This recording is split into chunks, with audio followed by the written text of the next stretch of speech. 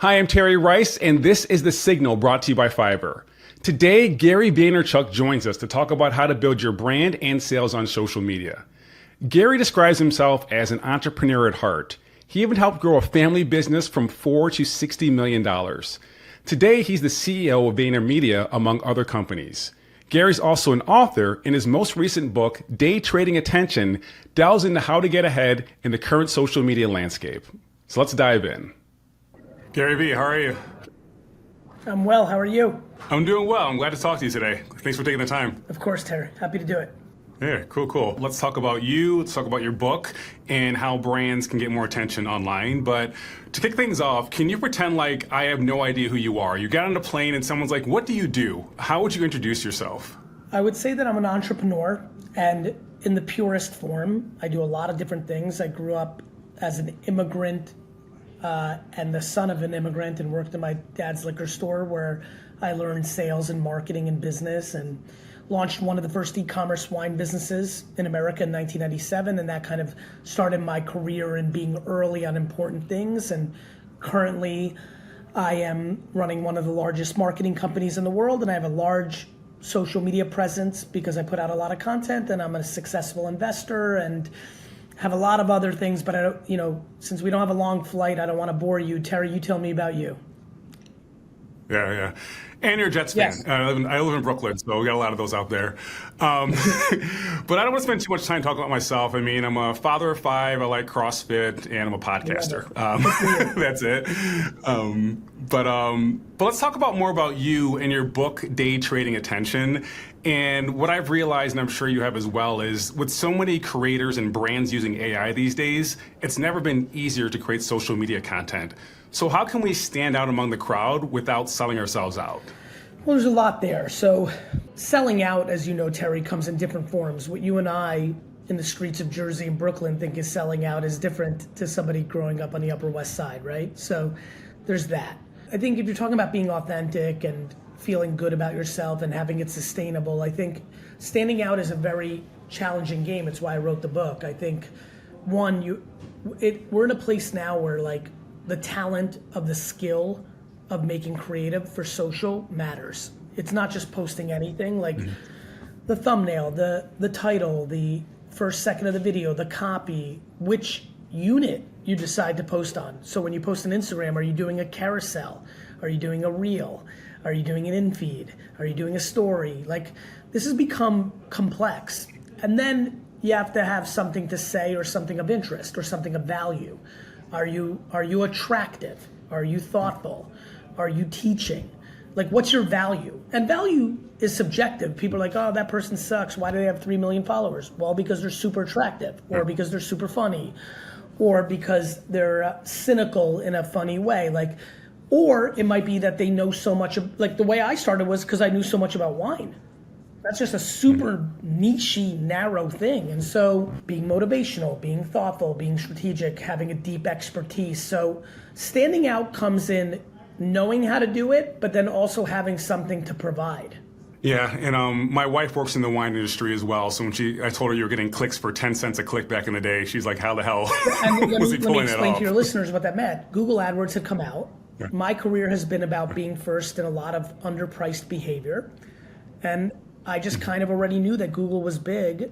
I was already using it. Besides, Yahoo was by far the biggest search engine at the time. But I was lucky that I sat next to a guy, literally almost touching shoulders, in my office, named Eric Kastner, and his best friend, John Casamatis. They were my 2 developers for WineLibrary.com. I was a liquor store in New Jersey in 1999 with web developers. It was really progressive. And they were very tech nerdy, and they put me on. They put me on to Google itself and Google AdWords. They put me on to TechCrunch, where I read every day in the mid-2000s, 2004, 5, 6, 7, 8, 9, whatever that era was. And that taught me about Web 2.0, and I was in it. And so I was fast to YouTube and Twitter and all these things. And it really mattered, that knowledge of what was happening in Web 2.0, dig.com and Metafilter and Flickr, which is a precursor to Instagram. These were really meaningful moments in my career. And yes, I understand why your wife was stunned. Not only was I paying 10 cents a click, it was for the word wine. It wasn't even Silver Oak Napa Cab. It wasn't even like Prosecco from Veneto. It was like wine because it was that early. That's awesome. And one thing I appreciate about you is you learn it, you live it, then you teach it. However, there are a lot of, I'm using gurus and air quotes on social media who just like teach stuff they've never even been done before. So I'm curious in regards to your book, what are some myths about social media marketing that you debunk in your book? You know, it's interesting. I'm not sure how much I'm debunking. What I'm doing is I'm going so detailed. So, you know, being empathetic, they have a lot going on, and it's a really nerdy book by my standards. And that's what I did. It's less that I debunked, it's more that I went so detailed that if you gave it the time to read it or listen to it, and you understood like, oh, like this is like real stuff. This isn't like Happy Monday. This isn't like buy my coffee. This isn't like sign up for my masterclass. Like there's real depth of knowledge of it. And so I think what I did, if you read it whole, I think people think you can hire your 24-year-old niece to do your social media and everything's gonna be okay. And I think what I probably did was make a very compelling argument that social media marketing is the most lucrative but most complex form of marketing today. And those who figure it out will have very fruitful outcomes on whatever that is, whether that's raising money for their nonprofit, whether that's winning the local mayoral race, or whether that's selling a lot of their SaaS, you know, product on LinkedIn, or whether that's becoming famous on TikTok and then living out their fantasies, or being a good entrepreneur and getting business leads from it for your pizza shop or your direct-to-consumer sock brand. I'm proud of that depth and that breadth that I just described, and that's what I did with the book. Yeah, and you just mentioned, you know, hiring your niece to do your work, and I've done that before. She moved on because she got a better offer, but, you know, no harm, no foul. But brands these days, I mean, they need people who are just with it, who are more modern, who can make that TikTok-type content that you're talking about in your book. And often they don't have the talent in-house, so they'll use platforms like Fiverr to find this talent. So I'm wondering if you can give some insight or some guidance on how to find the right talent on Fiverr to prepare yourself for success. That's a great question. So Fiverr and other things of that nature, like there is, especially internationally, full disclosure, there is some great talent that's underpriced on those kind of platforms. But I'm gonna go left field on you on this one, Tara. I actually think for everyone who's listening, they themselves have to actually put in 100 hours of work to understand this. It's become that important. Because as you can imagine, if you don't understand it at all, well, how are you gonna know if the person on Fiverr or your niece or someone you pay $2,000 a month, whether it's good or not? And so I would argue that knowing social media marketing is similar to like exercising and eating well. It's like a good idea.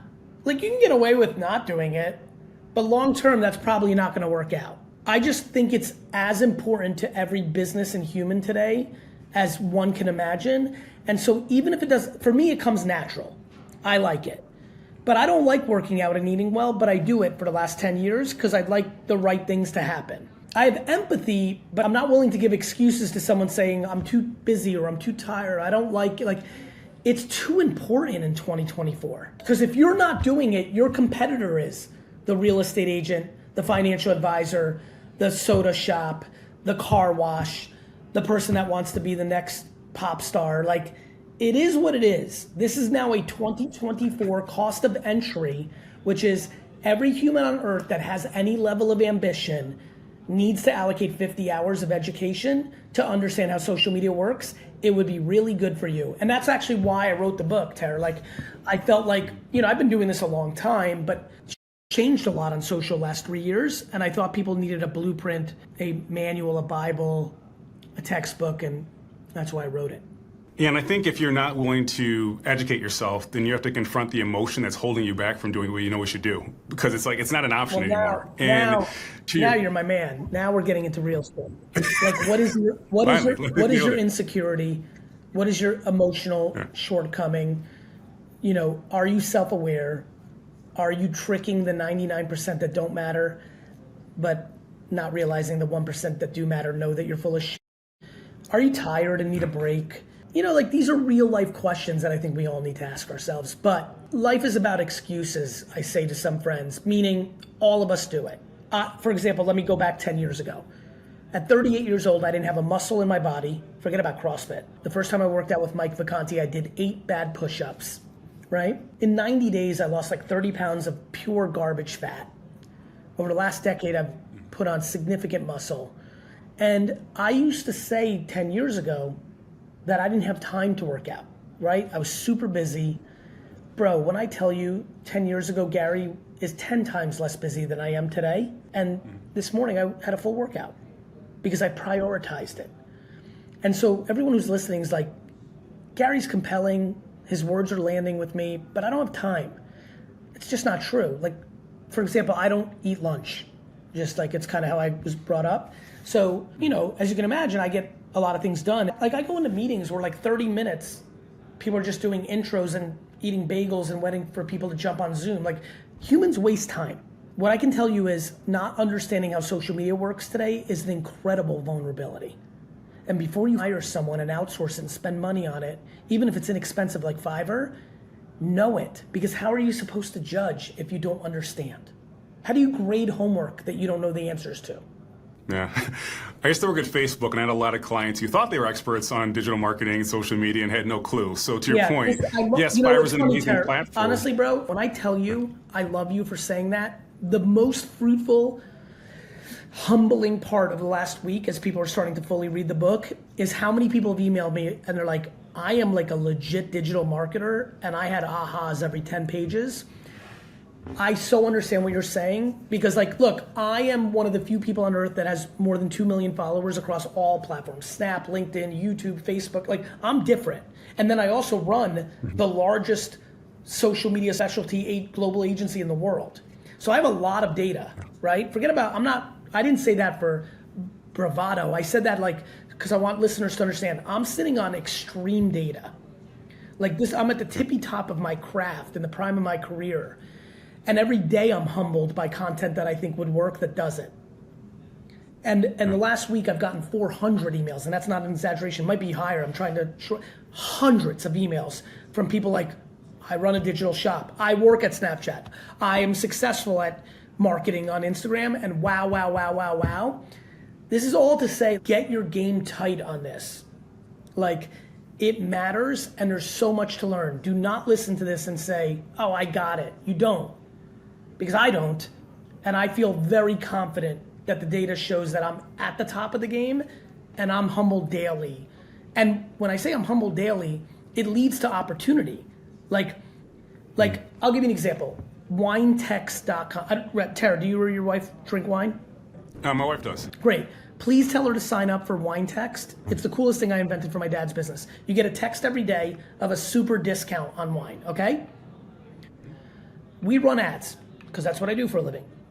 We were running 5 million, I mean, I've done so many different cool things, best in class tactics. We average about $40 to $50 CAC because it asks you for your phone number when you go there. Like we have a high friction because we want higher quality clients. We don't need back to open rates versus how big is your list, you know? I went on this radio show and they happened to bring it up and we clipped it.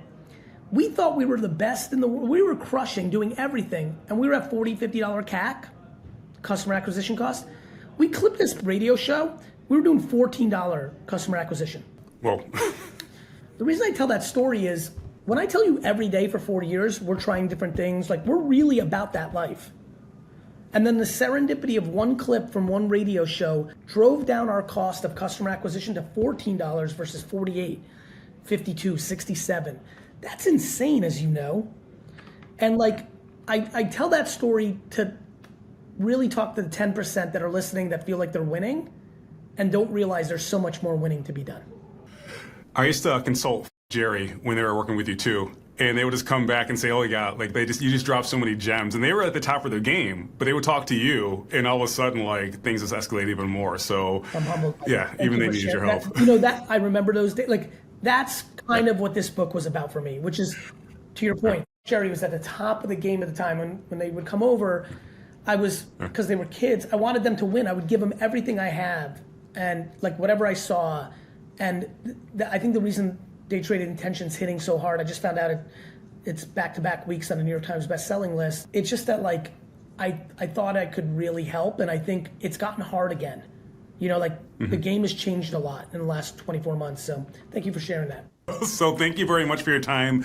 I've been wanting to meet you for several years, and this is like a dream come true for me, like legit. So I appreciate it. I appreciate you. Thanks for the book. Thanks for everything. Thanks for helping us.